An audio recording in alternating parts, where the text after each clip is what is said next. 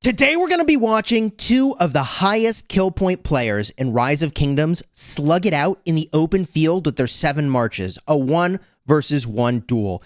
And this was all captured on video by Chisgule on his YouTube channel. So today we're doing something a little bit different than normal. We're doing reaction content. This is where we watch somebody else's video and give our feedback about what's happening in the video and what we might do differently and what our thoughts are on what's being said.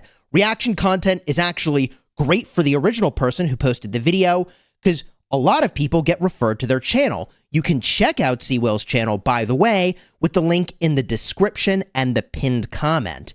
So let's check out this absolutely insane duel, and we'll see who emerges as the victor.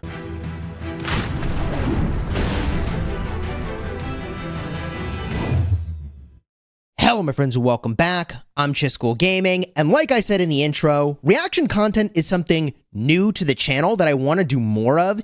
In a recent poll in a live stream, over 75% of people said, hey, I want to see you react to other videos, even if they're not necessarily Rise of Kingdoms related. And I thought this would be a perfect candidate because so many people were talking about the duel here between 1960 GT Leopard and Baba TC Ataturk. And as we watch this video and the whole duel and breakdown of marches is in here, I want to say in advance that both these players are extremely skilled. And so the commentary we're going to do as we look at this is not in any way a criticism. It's more just looking for the opportunities to like level up a bit and do a little more damage. And I will say that as you're fighting, often in the open field, you have to make compromises in order to hit what's available or play through lag or play through whatever the situation is. So again, this is not a criticism video. It's watching, learning, and honestly enjoying this like crazy battle that went down between these super high kill point players. And one thing I will point out that was brought to my attention in this video is that Leopard has the king title, and I believe he holds the king title as this duel goes down. And the significance of that is really huge, okay? It's actually really huge because that's 15% of stats for all troop types. 5% attack, 5% defense, 5% health. And we'll see how close this is or isn't, but if it's close, like, could this have been significantly swayed by the king title? It's entirely possible. Could this have been swayed by what, holy sites are owned in the kingdoms? It's entirely possible. If you wanted to have a cleaner duel, there ideally would be, I guess, no titles and also no alliances, and I'd love to watch that again, man. To see them run this back and how they play it differently, I hope they both would want to do it, and I know I would want to watch it. So let's take this video to the very start. Okay, here we go. Now, I have the speed reduced slightly as we watch this, just to make sure that we don't miss anything. Today we have a battle, a solo highlight from 1960 Leopard versus Baba. Dude, I'm so hyped for this. We've got Leopard at 420 million. Oh, hold up. Marches. 420 million power for Leopard and 1 billion power for Baba. Now, immediately, we notice something interesting here. We're looking at Leopard's marches at the start, and Leopard is using Joan with Mehmed and Nevsky with William. This is really interesting. He's changed up his cavalry. And my best guess as to what's going on here is that XY with William is just really, really squishy. It just pops. And in my experience doing literally, like, I mean, hours and hours and hours of dueling with Cortex, like, yes, this is what we do. I don't know, man. We basically go into Ark of Osiris practice matches and then try different combos and do 5v5 duels. And like every time we do a testing video, we end up doing a bunch of duels like this.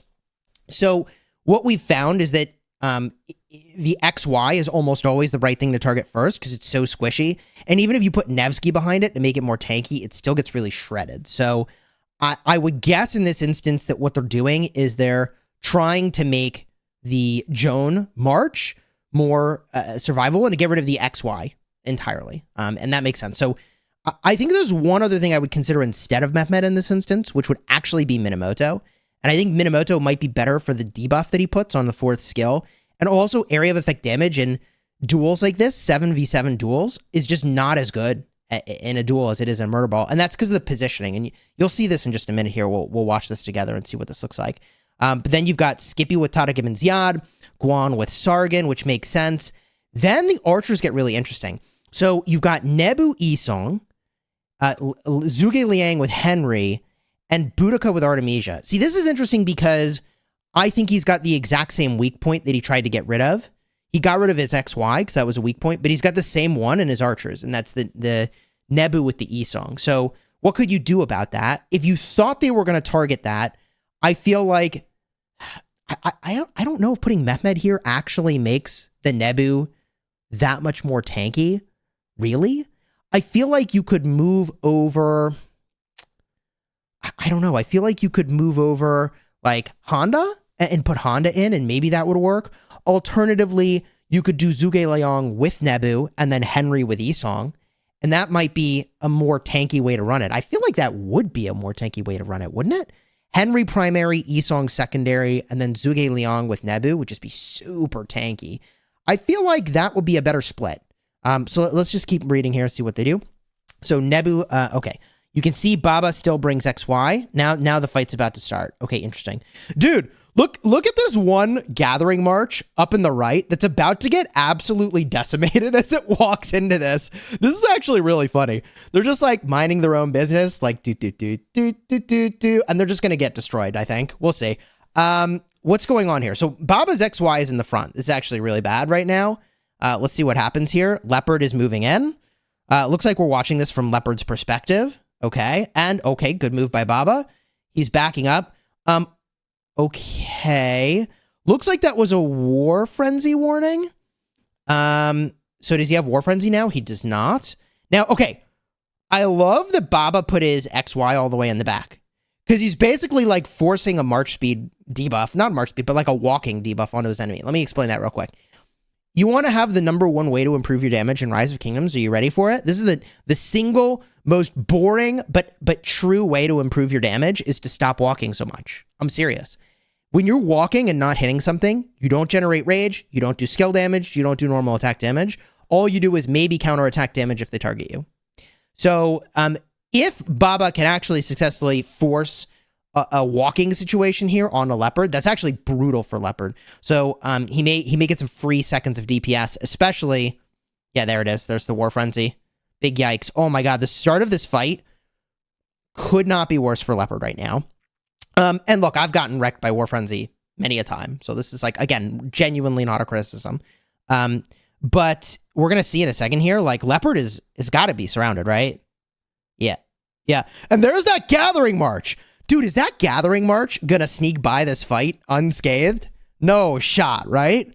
So Baba's in basically the best position possible. And you can see, by the way, even if Leopard's marches spread out, his AoE is not going to hit all the marches. Like, it's just not. So this position where Baba's AoE hits all of Leopard's marches is actually like really, really brutal right now. So let's watch this real quick. I do have the video slowed down so we can kind of watch the nuance a little bit more closely. Baba is targeting the Zhuge Liang with Henry.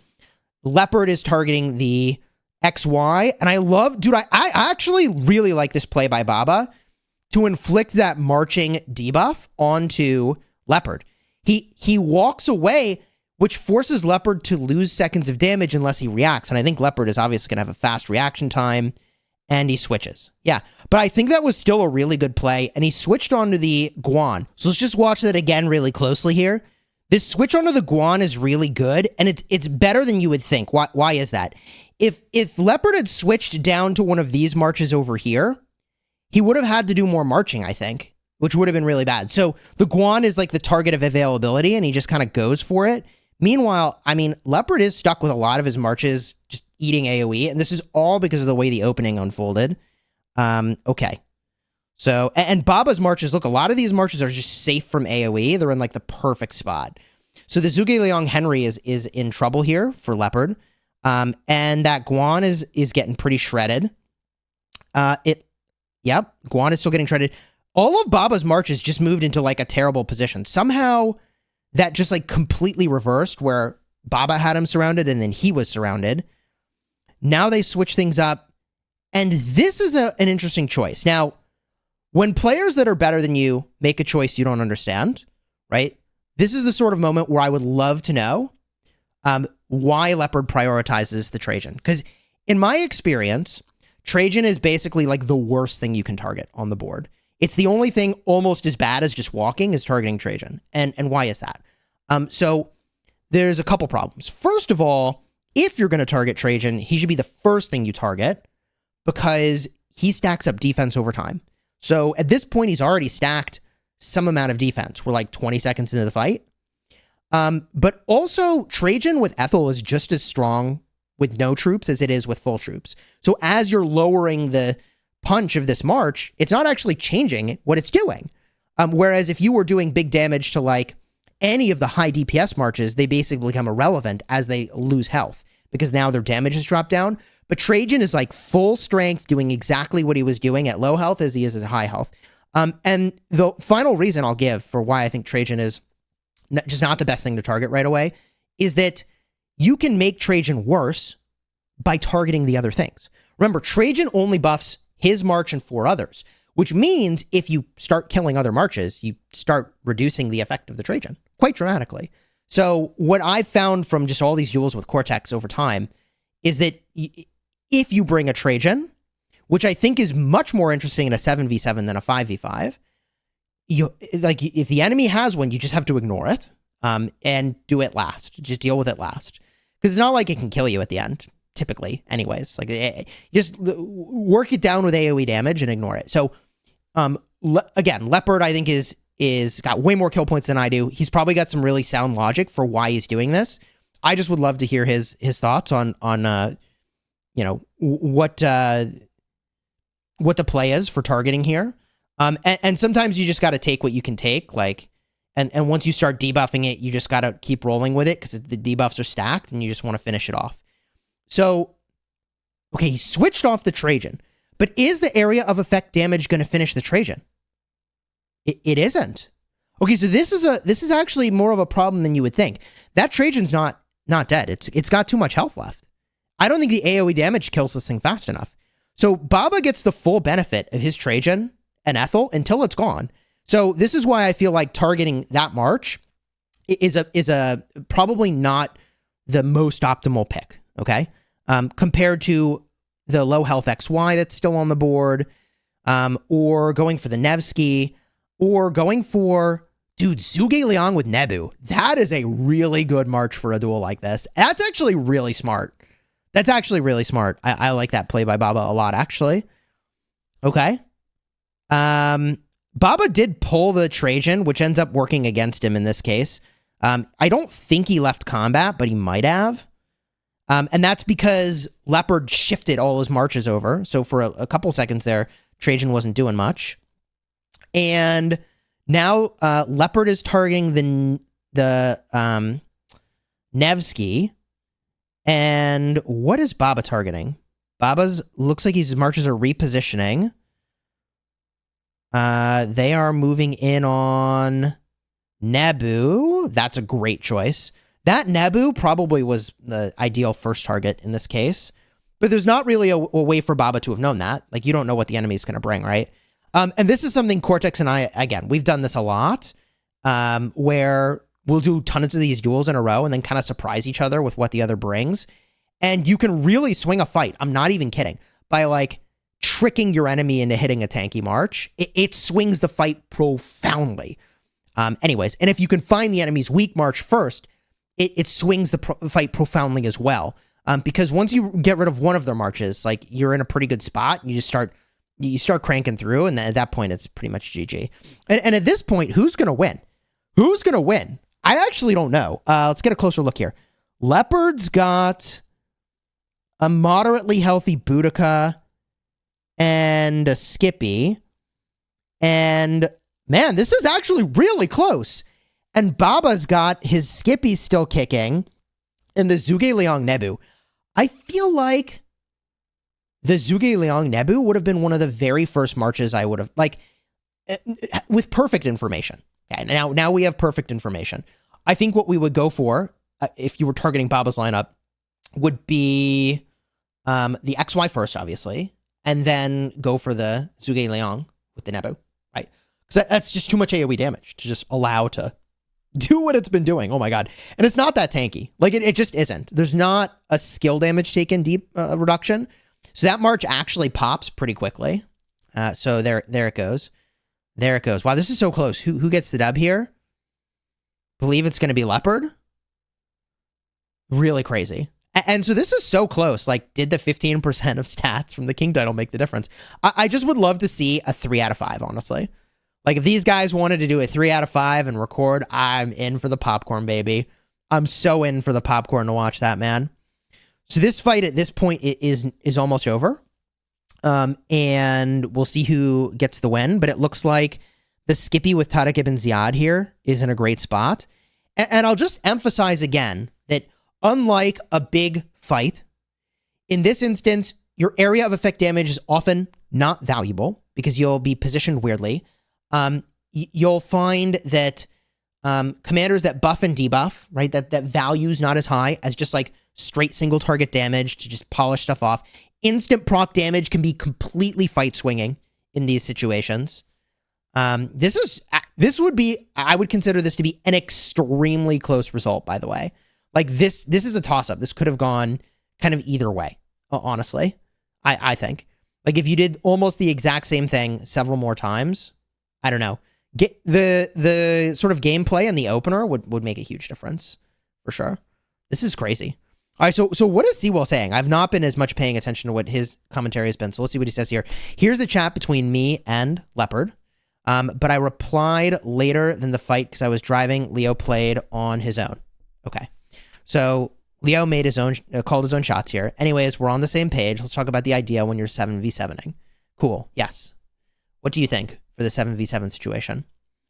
Obviously, Baba was using the 7 marches I recommended in my video. Okay, what were those marches? Those marches are... Okay, let's zoom it out a little bit. So, most of this is what he was using, but this was different, and I really like the swap out. I really like the swap out of the Zhuge Liang with Nebu. I love that change here, actually. That change is great. That change is really, really great. Like, you want the Artemisia for these duels because she's so tanky, and you don't care about the lack of march speed. Leo was asking what he wanted to do, kind of realized we wanted to solo with someone, so I told him not to use XY. Yeah, it's not just about XY, by the way. It's about all your ultra squishy marches. They need to be equally powerful. You know, I've said this since the dawn of time, that you want to have, like, must-answer threats, and you want your must-answer threats to all be of, like, equal tankiness and punch. That's why I think he was saying, like, you know, do you bring a Trajan in this situation? Let's see. I think they're going to talk about this. Let's see. Leo was using Liang and Henry. That's why I recommended Henry Liang, just in case it's killed first. Yeah. So Henry primary would also make it more tanky for the support tree. That's a good point. The reason, by the way, that Liang as the primary is really beneficial is because you apply that damage dealt debuff on like all the enemies nearby, which is really good. Honestly, you don't have other really good options for 7 marches. I mean, I think that's kind of true. Given the fact that 1 march is going to be swarmed, let's bet Baba's not going to hit the Nebu first, so this march can still do some damage. Let me tell you, the kill order in these situations changes everything. It really, I've done this with Cortex a zillion times. The kill order changes everything. If you know that your enemy has a squishy march, that's it. If you get it, it's over. It's over, man. It's so crazy. Again, 1 march is getting swarm first is inevitable because it's 7v7. That's the other weakness about a Trajan is like, can your Trajan really protect your other marches enough? And like, I don't know that it can in a 7v7, right? I just don't know that he can. I also reminded him to focus on the opponent's XY. Yep. The key has always been to find the squishy march to decrease the number and then snowball. Yeah. Yeah. That's totally fair. That's why XY is not recommended. It's too much of a liability. Even the William is honestly debatable. I think in a 7v7, it works.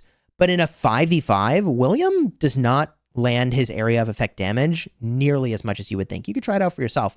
You see how your 5 marches fan out and their 5 marches fan out. William AoE is also another candidate for a march that's like insane when he lands his AoE, but actually loses a lot of value when he doesn't. I think in a 7v7, you get away with it, but in a 5v5, I would be looking to take William out of there potentially as well. It just doesn't do enough. I'm quite surprised Baba kept dragging his march away when swarmed. I thought that worked really well when he moved his XY away, to be honest with you. And it turned out to not work as well when the Trajan was marched away. You can also notice Leo's 7 marches are pretty tanky except for Nebu Isong. Right. There was a vulnerability in there. That's so true. What else? So why no Trajan for the 7v7? Yeah, why no Trajan? All right, what do you think? What is Seawell thoughts on this? Because if you bring 7 DPS, it's target 1 march. There it is. It's all must answer threats, right? You can pretty much swarm it down. Yeah.